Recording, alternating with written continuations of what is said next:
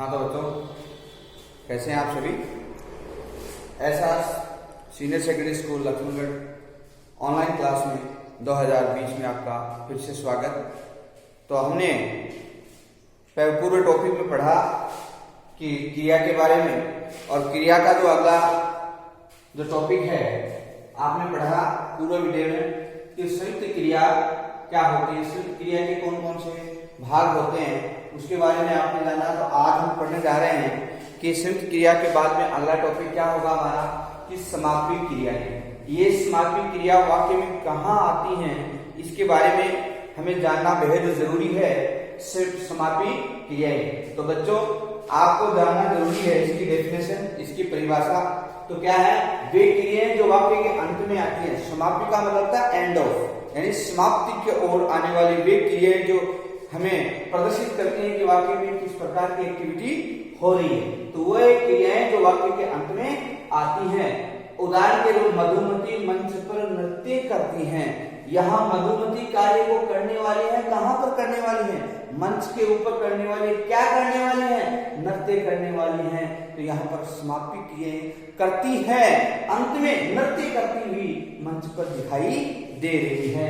दूसरा उदाहरण है बच्चे कक्षा में पढ़ते हैं। बच्चे कक्षा में पढ़ते हैं, तो यहाँ पर पढ़ते हैं आदि उदाहरण के माध्यम से आप समझ सकते हैं। दूसरा इसी के उदाहरण के रूप में हम ले सकते हैं। तो दूसरे के बाद में समापी क्रियाएं आपने जानी कि वे क्रियाएं जो वाक्य के अंत में आती हैं, लास्ट में आती हैं। आपने पढ़ा कि मधुमती मंच पर नृत्य करती हैं और बच्चे कक्षा में पढ़ते हैं। अब इसके बाद में समापी क्रिया के बाद में आता है हमारा अगला टॉपिक है असमापिका क्रिया। असमापी का क्रिया क्या होती है, जो क्रिया वाक्य के में विधेय के अंतर्गत न होकर अन्य स्थान पर प्रयुक्त होती हैं। विधेय के अंतर्गत न होकर अन्य स्थान पर प्रयुक्त होती हैं। उदाहरण के तौर पर सामने बहता हुआ कमल अच्छा लग रहा है। जो तालाब, नदी या पौंड होता है और उसमें जो कमल का फूल होता है वो ऐसा लग रहा है कि तैरता हुआ दिखाई दे रहा है। तो उसमें ये पहला कि बहता हुआ कमल अच्छा लग रहा है, सुंदर लग रहा है।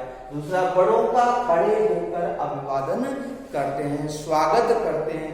और क्या है, बड़ों का खड़े होकर। तो यहाँ पर ये असमापिका क्रियाओं में क्या हुआ, खड़े होकर के अभिनंदन, हम उसका रेस्पेक्ट करते हैं।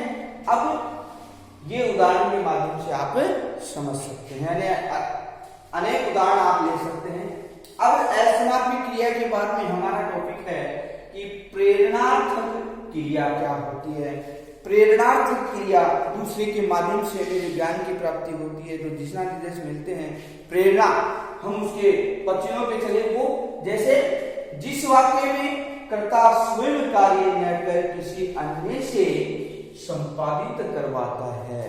जैसे हम कार्य करते हैं, जैसे मैं पढ़ाता हूं, मैं पढ़ता भी हूं, मैं पढ़ाता भी हूं, आप पढ़ते भी हैं और परीक्षा भी देते हैं। ये क्या है, स्वयं के द्वारा। लेकिन ये प्रेरणार्थक क्रिया क्या है कि कर्ता है स्वयं, सब्जेक्ट जो होता है स्वयं कार्य नहीं करता है, किसी अन्य से उसे करवाता है। जैसे मैं आपको कक्षा में पढ़ाने के लिए आता हूं, लेकिन नहीं पढ़ाता हूं, बच्चे से खड़ा होकर के और पुस्तक पढ़वाता हूं। ये मैं कार्य नहीं कर रहा हूं, दूसरे से करवा रहा हूं। उदाहरण आपने समझा, अध्यापक ने बच्चों से गीत गवाया, अध्यापक ने बच्चों से पुस्तक पढ़वाई, और प्रधानाचार्य ने चपरासी से कुर्सी उठवाई या मंगवाई।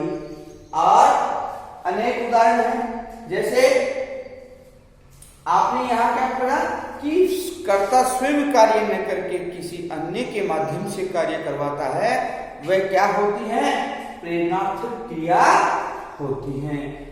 इसमें आपने जान लिया कि अध्यापक ने बच्चों से गीत गवाया, अध्यापक ने बच्चों से पुस्तक पढ़वाई, प्रधानाचार्य ने चपरासी से कुर्सी उठवाई। तो ये क्या है, उठवाई है, गवाया है, पढ़ाई है, आदि क्रियाएं क्या होती हैं, प्रेरणार्थक क्रियाएं होती हैं। और पूर्वकालिक क्रिया, इसके बाद में आप पढ़ेंगे पूर्वकालिक क्रिया।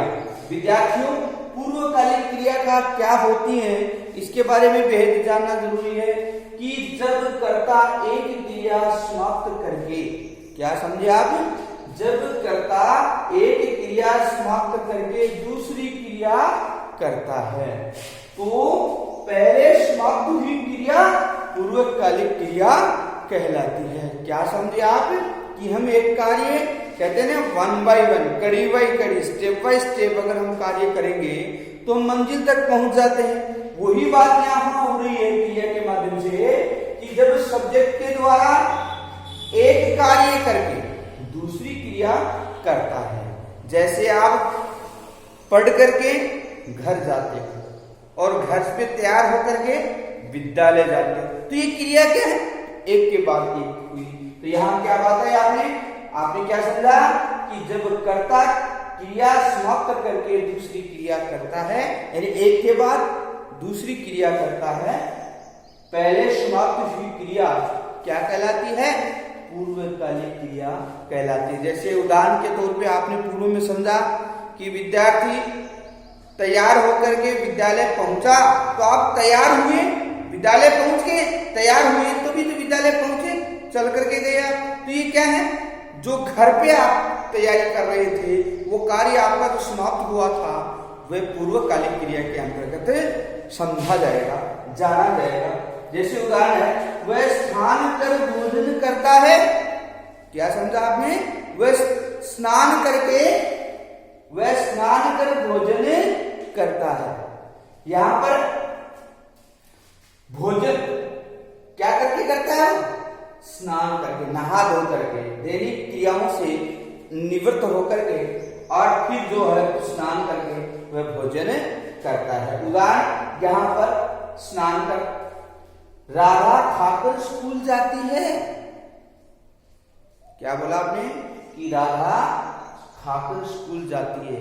यहाँ खाकर के अंडरलाइन किया हुआ है, तो ये क्या है, स्कूल दूसरी क्रिया हो गई। प्रथम उसकी क्रिया क्या है कि खाना खा करके वह है स्कूल जाती है। दूसरा उदाहरण के बाद तुम पढ़कर सोती हो, हर कोई मानव होता है और वो क्या करता है, शाम को स्वाध्याय करता है और स्वाध्याय करके वह सो जाता है रात्रि काल में। तो ये क्या है, पढ़कर।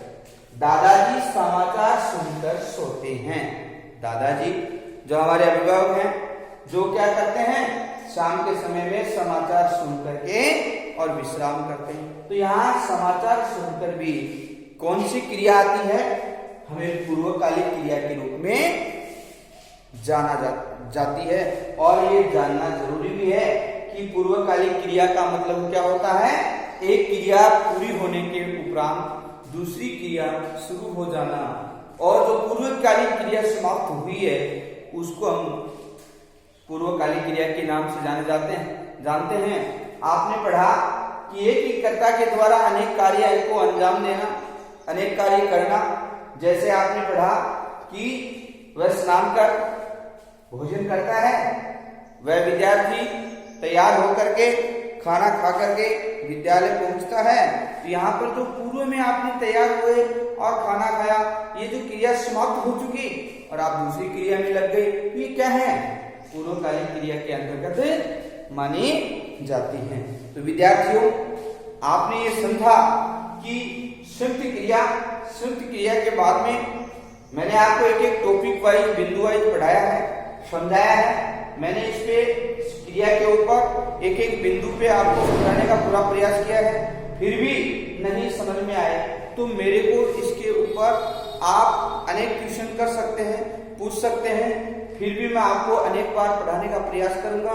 और भी अगर समझ में नहीं आता है तो आप कमेंट में लिख के हमें बताइए, क्योंकि जब तक ऑनलाइन क्लास चलेगी उस दौरान हम इस प्रकार की कंसल्टेशन एक दूसरे के माध्यम से ऑनलाइन करते रहेंगे। और जब हम क्लास में आपको ऑफलाइन पढ़ेंगे उस स्थिति में आपसे हर बात से हम रूबरू होते रहेंगे। लेकिन फिर भी मैं मानता हूं कि ऑनलाइन में बच्चे अच्छे से स्टडी कर रहे हैं। अब एक बार पुनः मैं आपको रिवाइज करवा देता हूं कि संयुक्त क्रिया के बाद में ये आपने पूरे ऑनलाइन क्लास में पढ़ा था। आज हम पढ़ाने जा रहे हैं समापी क्रियाएं। आपने पढ़ी समापी क्रियाएं, असमापिका क्रियाएं और प्रेरणार्थक क्रियाएं और पूर्वकालिक क्रियाएं। ये हमारे क्रिया के अंतिम जो बिंदु थे उनको पढ़ा आपने। इनकी डेफिनेशन, इनकी जो परिभाषा आपने हर तरीके से पढ़ी। मैं उम्मीद करता हूं कि इन परिभाषाओं के माध्यम से आपने उदाहरण के माध्यम से पूरा समझने का प्रयास किया है। और एक खास बात, ये आपका पहला क्रिया संबंधी टॉपिक पूरा हो चुका है। इस टॉपिक को आप अपनी जो नोटबुक है, आपका जो होमवर्क करने का जो नोटबुक है, उसमें आपको सुंदर शैली में, अच्छी शैली में उसको करना है, ताकि एग्जाम दौरान तक आपके पास वो जो हमने पढ़ाया है, वो आपका मसाला, आपका जो पढ़ा हुआ सारा जो मैटर है, वो आपकी एक नोटबुक में तैयार रहे। और जब भी हम एग्जाम दें, टेस्ट दें, आपको प्री बोर्ड दें, तो उसमें देखते ही वो चीज मिल जाए, ताकि एग्जाम तक आपकी बात जो है और सुरक्षित रह सके। सुंदर लिखना एक विद्यार्थी की पहली पहचान होती है, ताकि आपका आईना आपकी नोटबुक बोले और उसमें दिए हुए उत्तर आपका जो है हर चीज को इंडिकेट करता है कि विद्यार्थी किस प्रकार का होना है। तो उम्मीद करता हूं कि ये आपको क्रिया संबंधी क्वेश्चन समझ में आए। आज के लिए इतना ही, धन्यवाद।